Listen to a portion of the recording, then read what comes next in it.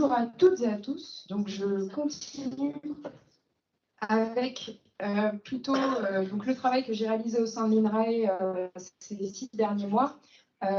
Donc, c'est un travail sur l'adaptation et la résilience au changement climatique des systèmes herbagers spécialisés bio du Massif central. C'est un travail qui prend part au projet du collectif Bioréférence, porté aussi par le pôle AB du Massif central. Donc, je démarre avec un peu de contexte. Alors, les systèmes herbagers ruminants bio spécialisés doivent remplir certaines fonctions principales qu'on a ici définies, comme la production d'une alimentation qui correspond aux normes sociétales et le fait d'assurer un revenu à la cible de travail. Et tout en remplissant ces fonctions, les systèmes sont soumis à une conjonction de risques et d'aléas, notamment des risques sanitaires, des aléas de marché, des risques humains, ou encore des aléas climatiques. Ce sont ces aléas qu'on a plus particulièrement étudiés au cours de ce travail. Donc, pour faire face à ces risques et ces aléas grandissants, et pour continuer à remplir les fonctions qui leur sont attribuées, les systèmes doivent évoluer. Mais il faut encore caractériser les adaptations qu'on va mettre en place face à cela. Donc, pour cela, on a choisi le concept de résilience comme cadre d'analyse des systèmes bioherbagers. La résilience, on la définit en général par la capacité des systèmes à absorber les perturbations et à se réorganiser tout en subissant des changements de manière à continuer de remplir les mêmes fonctions. Donc la résilience, elle nous permet vraiment de saisir la dynamique du système au cours et après une perturbation et vraiment d'étudier la trajectoire pluriannuelle d'un système lorsqu'il est perturbé. En pratique, on a besoin de définir la résilience. De quoi et à quoi? Donc, sur ce travail, on a travaillé sur la résilience, on a étudié la résilience de l'exploitation grâce à la valeur ajoutée. Donc, la valeur ajoutée, pour rappel, c'est la richesse créée au cours d'un exercice, moins les biens et services extérieurs acquis au prénantiaire. La valeur ajoutée, c'est la production, moins les consommations intermédiaires qui correspondent à ces biens et services extérieurs acquis au prénantiaire.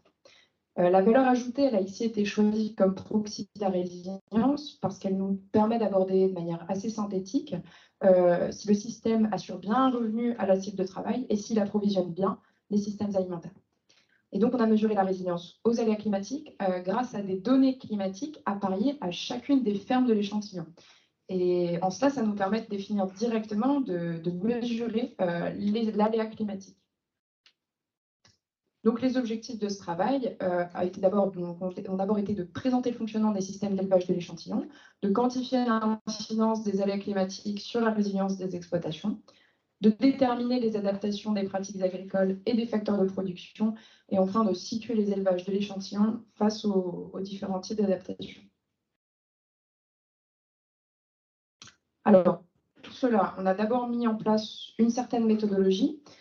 Donc, grâce à des lectures graphiques, des indicateurs agroclimatiques et des indicateurs d'exploitation, on a pu caractériser les systèmes. Ensuite, avec les données d'exploitation et climatiques qui ont été appareillées puis standardisées, on a défini l'incidence des aléas sur les systèmes et les déterminants de la résilience par une approche PLS. Et grâce à une partie des résultats de cette approche PLS, on a ensuite réalisé une classification ascendante hiérarchique qui nous a permis de déterminer des types d'adaptation des pratiques et des facteurs de production. Les données que j'ai mobilisées pour atteindre les objectifs évoqués, sont d'abord, on a mobilisé des élevages qui ont été collectés dans le cadre du collectif Bioréférence. Les données, elles ont été récoltées par la méthodologie INOSIS, réseau d'élevage. Donc, finalement, les élevages qu'on a mobilisés sur ce travail sont au nombre de 36. Ils ont été suivis entre 2014 et 2020. Donc, on a 12 exploitations en bovin-lait, 11 exploitations en bovin-viande, 9 exploitations en ovin-lait et 4 exploitations en ovin-viande. Alors, en 2020, les systèmes étaient en moyenne, donc avaient un cheptel moyen de 91 unités gros bétail. C'est une valeur qui a augmenté entre 2014 et 2020. La SAU, la surface agricole utile, a également augmenté entre 2014 et 2020 pour atteindre à peu près 114 hectares en 2020. La main-d'œuvre, elle est en moyenne de 2,3 unités de main-d'œuvre sur une exploitation. C'est aussi une valeur qui a augmenté entre 2014 et 2020. De même que la valeur des consommations intermédiaires qui atteint 1 120 € par hectare de la surface totale en 2020. La surface fourragère principale et la productivité animale restent cependant stables sur les 7 ans d'études. Et la valeur ajoutée, en revanche, diminue fortement entre 2014 et 2020 pour atteindre 454 € par hectare de la surface totale en 2020. Donc, on a mobilisé 2 types de données, des données d'exploitation que je viens de vous présenter, et ensuite des données climatiques. Donc, grâce aux données de 246 stations Météo France qui nous ont fourni journalièrement sur 7 ans des températures maximales, des températures minimales et une pluviométrie, on a mesuré, on a calculé des indicateurs agroclimatiques appliqués à chacune des fermes. Et ce, grâce à la méthodologie du projet Adaptation des pratiques culturelles au changement climatique, AP3C. Ces indicateurs agroclimatiques, ils nous permettent de mesurer directement l'aléa climatique et finalement la mise en danger du système, la mise en danger de la pérennité du système, et ce notamment sur l'herbe. J'insiste bien sur le terme aléa parce que ces indicateurs, ils nous permettent non pas de mettre en évidence des tendances d'évolution, mais réellement des variabilités. C'est le cas ici sur ce graphique où on a les indicateurs, donc les nombres de jours favorables aux récolteurs, donc de foin sec, d'ensilage et d'enrubanage. On n'a pas réellement d'évolution entre 2014 et 2020 sur le nombre de jours favorables aux récoltes. En revanche, en 2016 et en 2018, on voit bien qu'on a des jours beaucoup moins nombreux pour récolter, que ce soit en enrubanage, en ensilage ou encore en foin sec. Donc, les données climatiques ont été appariées aux données d'exploitation selon des critères climatologiques. La répartition des exploitations dans le Massif central, elle est présentée sur cette carte, ainsi que les stations qui nous fournissent les indicateurs agroclimatiques sur chacune des exploitations. Donc finalement, les variables qu'on a mobilisées sur ce travail, d'abord sont donc de nature, des variables agroclimatiques, avec le risque de gel au début du printemps en nombre de jours, le risque d'échaudage thermique du maïs en été, de même en nombre de jours, la récolte en foin sec et en enrubanage en nombre de jours, l'état hydrique en fin d'été-automne qui se mesure par un ratio entre la pluviométrie et l'évapotranspiration.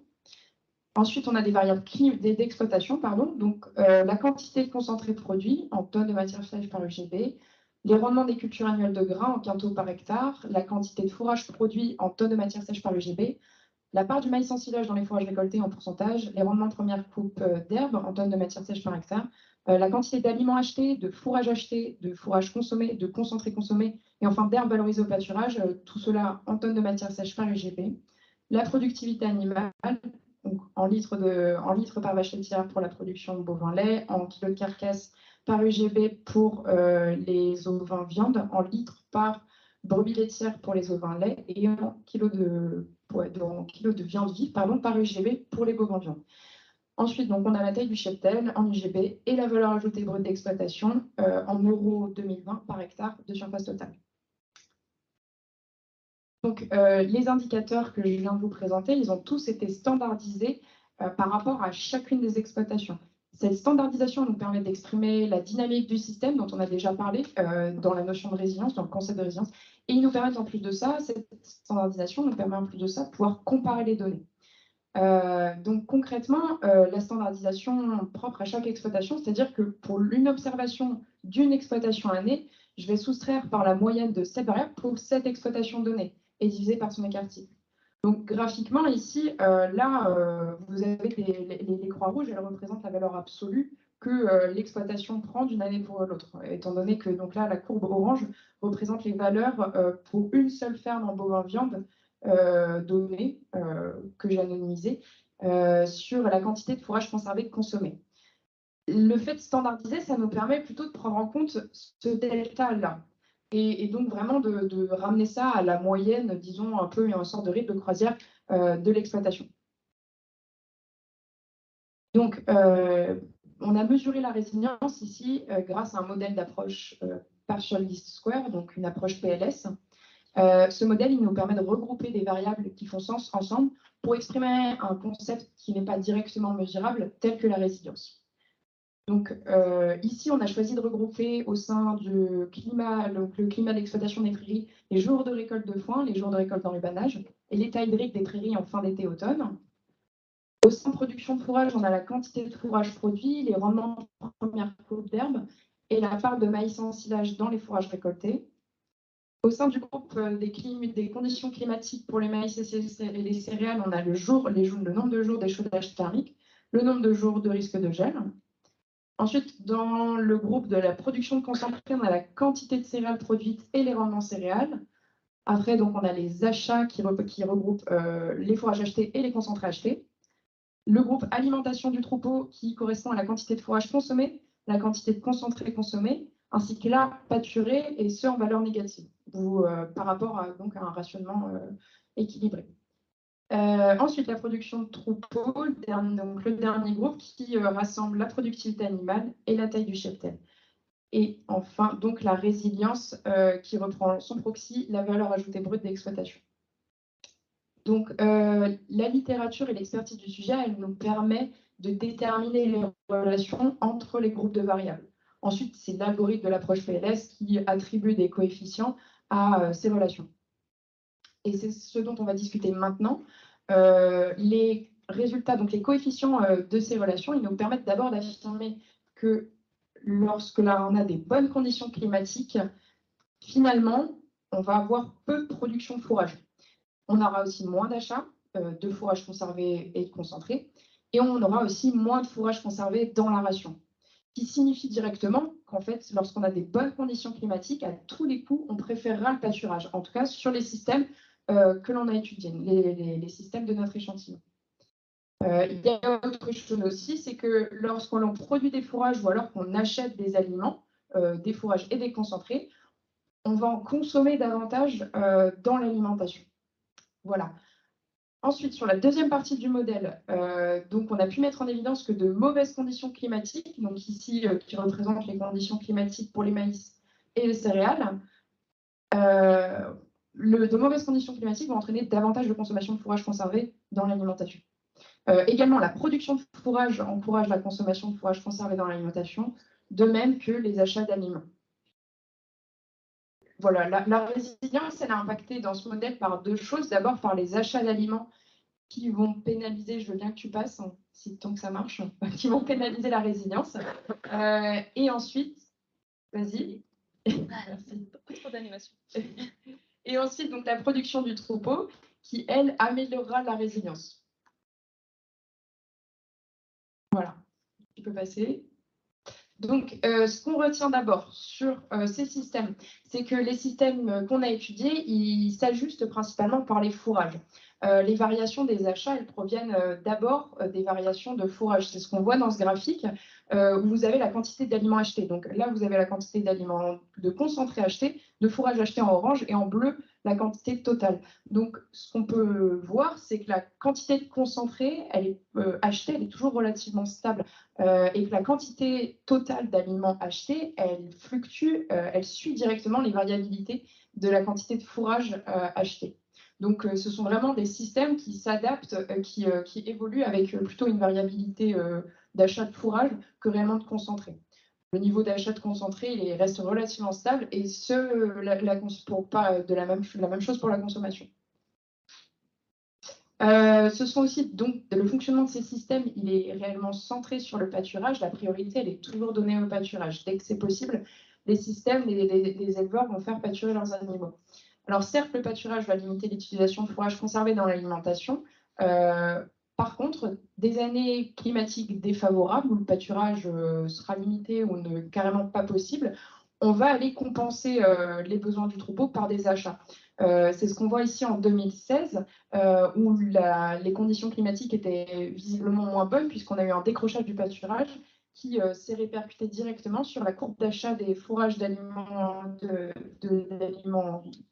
de fourrage achetés, qui a augmenté cette même année. Et si on regarde bien, sur les 7 ans, les courbes elles sont même quasiment symétriques.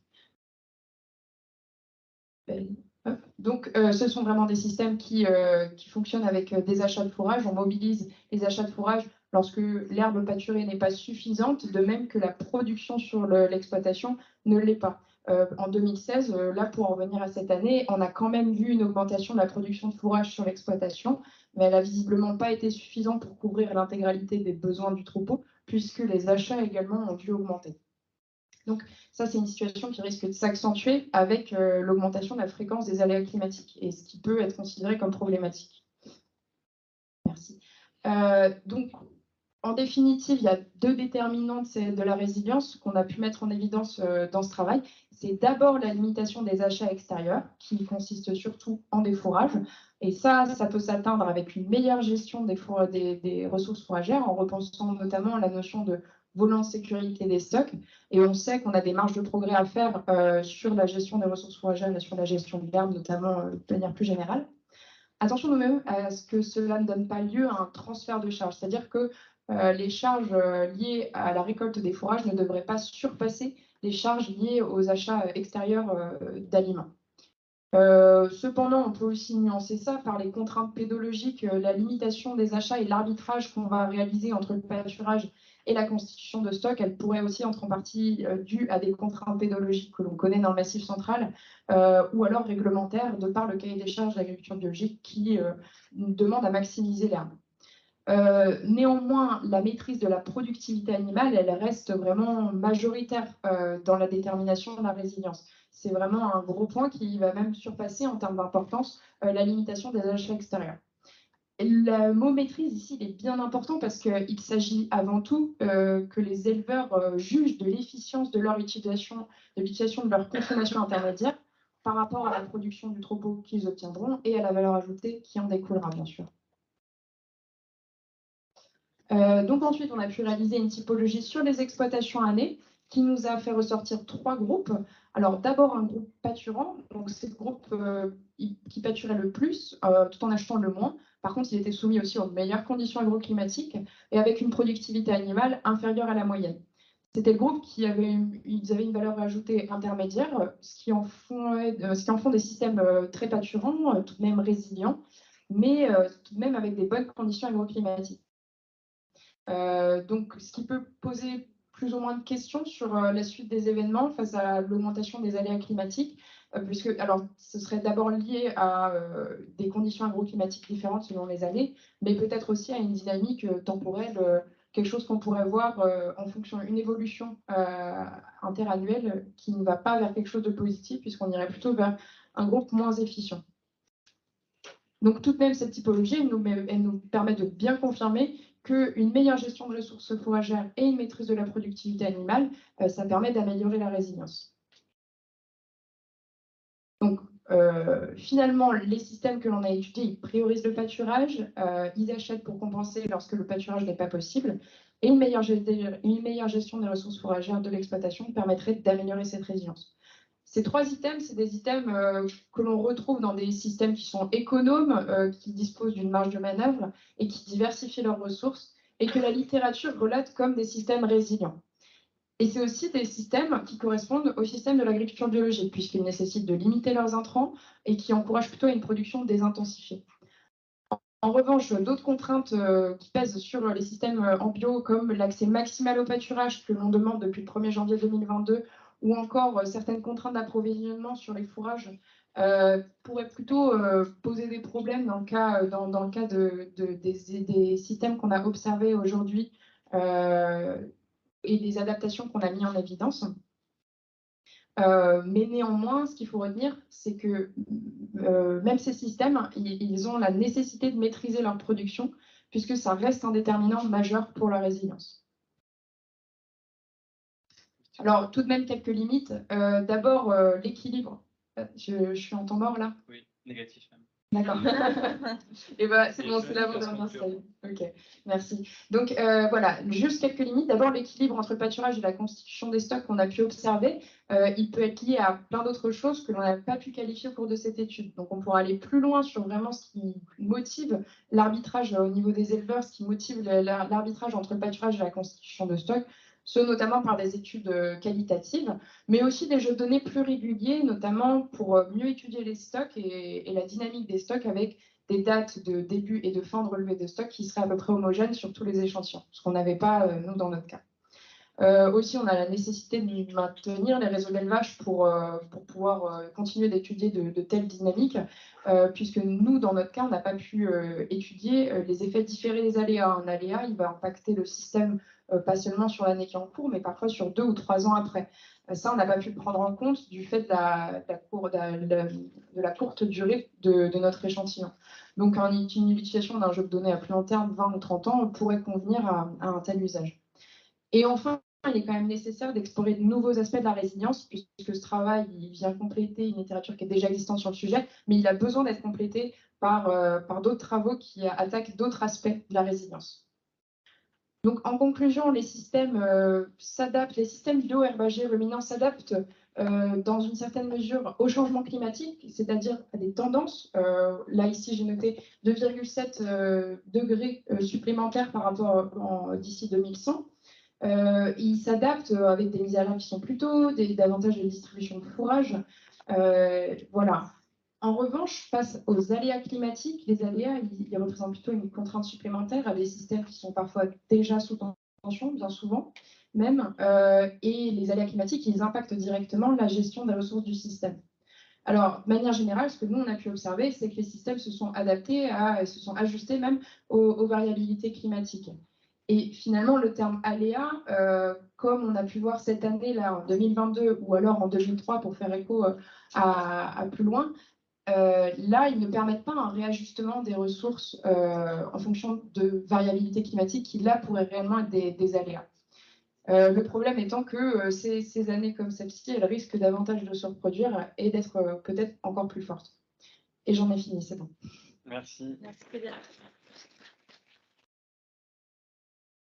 À un moment, on voyait que la productivité animale était moins bonne quand les conditions pédoclimatiques étaient moins fortes aussi, enfin, dans ce groupe-là, mais est-ce qu'il n'y a pas un effet direct aussi? Dans le groupe le moins efficient, ouais. Alors, oui, peut-être. Ça, c'est pas quelque chose non plus, c'est quelque chose qu'on pourrait rajouter aux perspectives. Hein. On a besoin aussi, ce qu'on a encore du mal, enfin, ce que j'ai pas pu faire avec les données que j'avais, c'est de mesurer directement l'impact sur les animaux de tels aléas climatiques. Mais ce qu'on peut vraiment mettre plus en évidence, nous, dans les années qu'on a eues, je ne sais pas si on peut vraiment caractériser les variabilités climatiques entre 2014 et 2020 de réels aléas. C'est-à-dire que peut-être que ce qu'on a pu observer entre 2014 et 2020, ce n'était pas assez fort pour réellement impacter les systèmes. Et finalement, le résultat de ce que ces types nous ont donné, il est peut-être davantage lié à la gestion des systèmes d'abord. Qui s'ajustent plus ou moins difficilement à certaines variabilités climatiques, en fonction déjà de la nature, comment ils fonctionnent. Et donc, d'après vraiment le travail que j'ai réalisé, je pense que le groupe 3, le groupe le moins efficient, la baisse de productivité animale, elle est plutôt liée vraiment directement à cette gestion, davantage qu'à des conditions agroclimatiques moyennes, voire mauvaises. Ça reste assez limité, en fait, quand on parle de bonnes ou de mauvaises conditions agroclimatiques sur ces 7 ans. Là, dans ce cas de cette étude, il n'y a pas non plus une énorme amplitude qui discrimine fortement les groupes, quoi.